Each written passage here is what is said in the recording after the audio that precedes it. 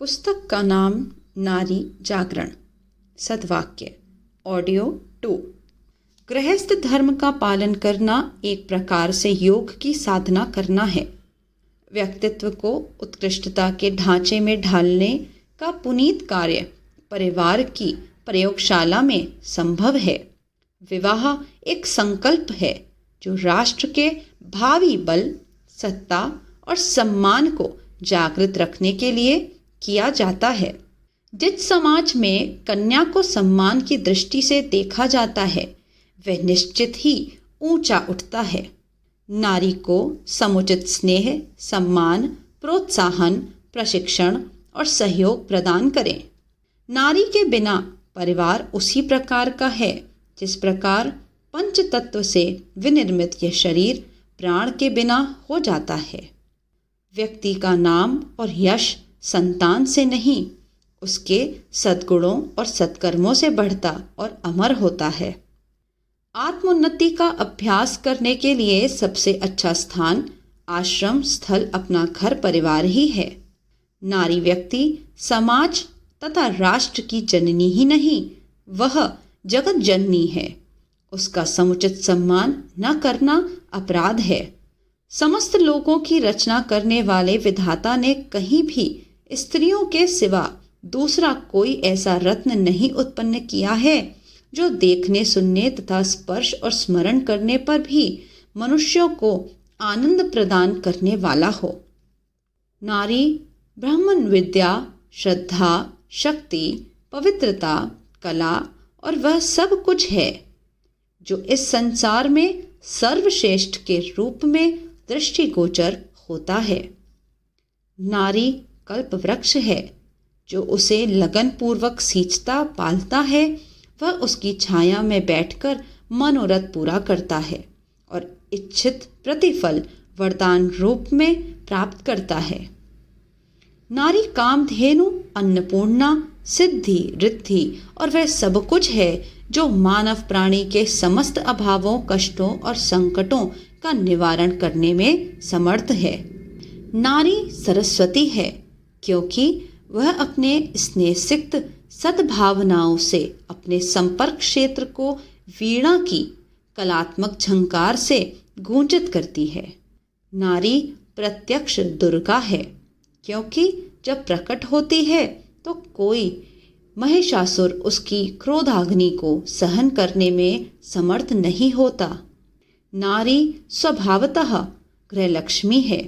घर की अंदरूनी व्यवस्था से लेकर परिवार में सुख, शांति, सौमनस्यता के वातावरण का दायित्व उसी को ही निभाना पड़ता है। नारी देवी है। उसके अंतःकरण में कोमलता, करुणा, ममता एवं उदारता की 5 देव प्रवृत्तियां सहज स्वाभाविक रूप से अधिक हैं। नारी धरा पर स्वर्गीय ज्योति की साकार प्रतिमा है। उसकी वाणी जीवन के लिए अमृत स्रोत है। उसके नेत्रों में करुणा, सरलता और आनंद के दर्शन होते हैं। नारी समाज की एक बहुमूल्य हीरा है। जो उसका मूल्य जानते और उसे उपयुक्त दिशा में सुनियोजित कर देते हैं वे निहाल हो जाते हैं। नारी शरीर में रहने वाली आत्मा को यदि श्रद्धा की दृष्टि से देखा जा सके तो वह मूर्तिमान सौंदर्य है, माधुर्य है, कला है, मधुर करुणा है, तपस्या है, पवित्रता है, जिसे उत्कृष्ट कहा जा सके। हम परमेश्वर के पश्चात सर्वाधिक ऋणी जिसके हैं तो नारी के, क्योंकि प्रथम परमात्मा तो मात्र जीवन देता है किंतु द्वितीय मात्र शक्ति नारी हमें जीने के योग्य बनाती है। जिसकी मस्ती में आत्मा का अणु अणु आनंद विभोर होकर धरती पर स्वर्गीय सुख की अनुभूति कर सके वह सोमरस नारी के अतिरिक्त और कहीं नहीं है। पति को प्रगतिशील बनाने का श्रेय नारी को है।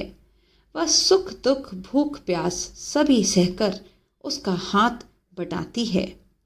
संसार का प्रत्येक प्राणी माँ के गर्भ से जन्म लेता है, उसकी गोद में पलता और उसका ही स्वभाव संस्कार लेकर बढ़ता है।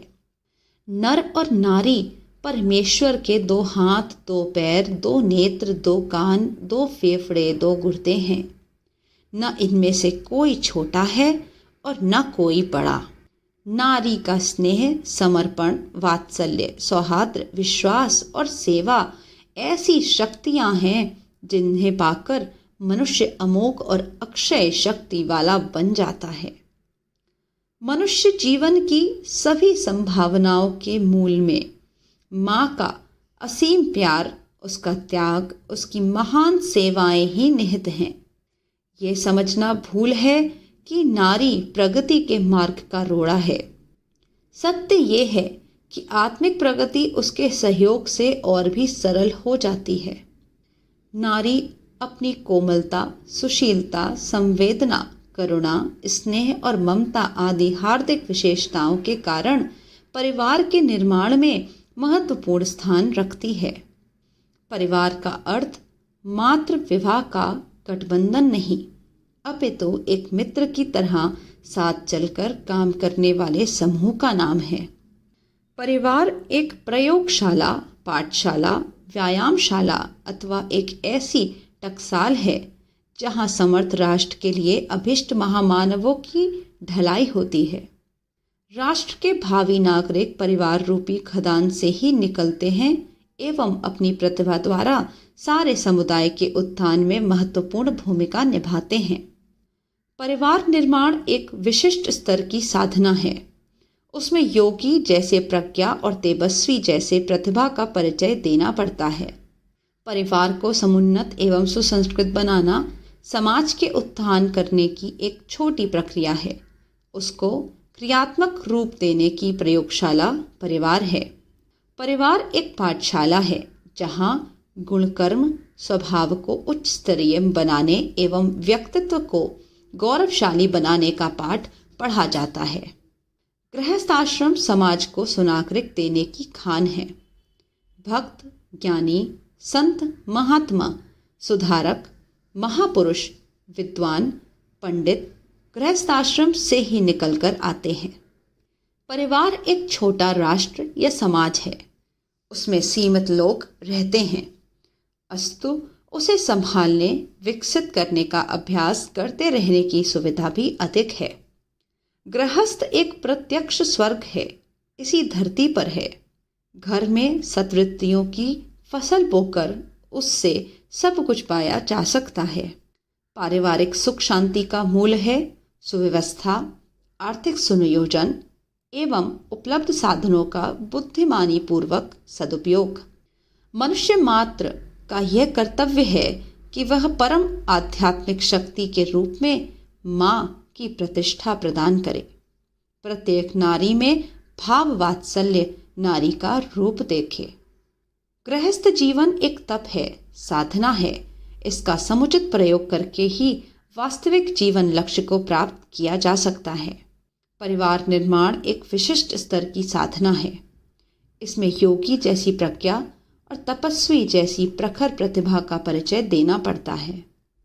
मनुष्य मात्र का यह कर्तव्य है कि नारी का शील सुरक्षित बनाए रखें, उसे स्वावलंबी बनाएं ताकि वह अपनी विभूतियों का लाभ समाज को दे सके। गृहस्थ धर्म जीवन का एक पुनीत, आवश्यक एवं उपयोगी अनुष्ठान है।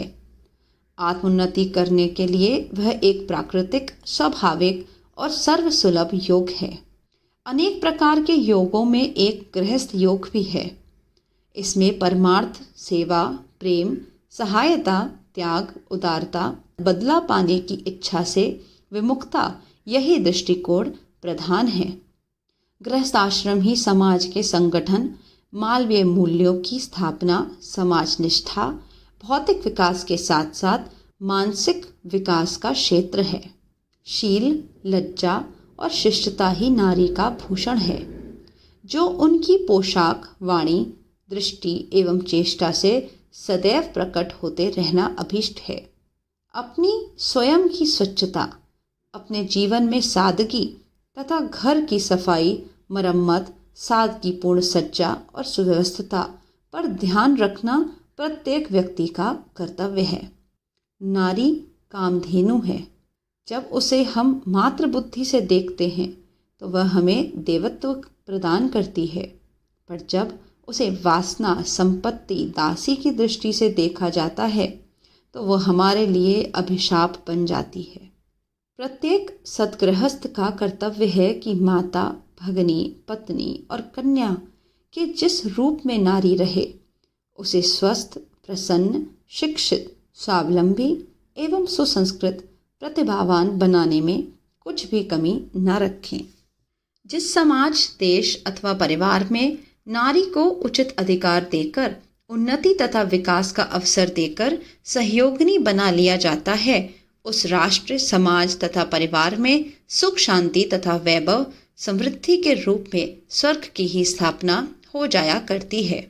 दैवी तत्व का एकमात्र प्रतीक मातृत्व है। उसके प्रति उच्च कोटि की श्रद्धा रखे बिना देवत्व की पूजा एवं साधना नहीं हो सकती और इसके अभाव में पुरुष को देवत्व से वंचित रहना पड़ता है। माता एक ऐसी भावनाशील कलाकार है जो कि एक हाड़ मांस के पुतले में स्नेह, दुलार और संस्कारों के ऐसे सुंदर श्रेष्ठ रंग भरकर उसे चरित्रवान और महान विभूति की प्रतिमा देती है। जिस प्रकार कुम्हार अपने चाक पर उंगलियों के कौशल से गीली मिट्टी को किसी भी प्रकार के बर्तन में बदल सकता है, उसी प्रकार नारी अपने पिता और परिवार के छोटे बड़े सभी सदस्यों को इच्छानुरूप ढालने, बदलने में समर्थ है।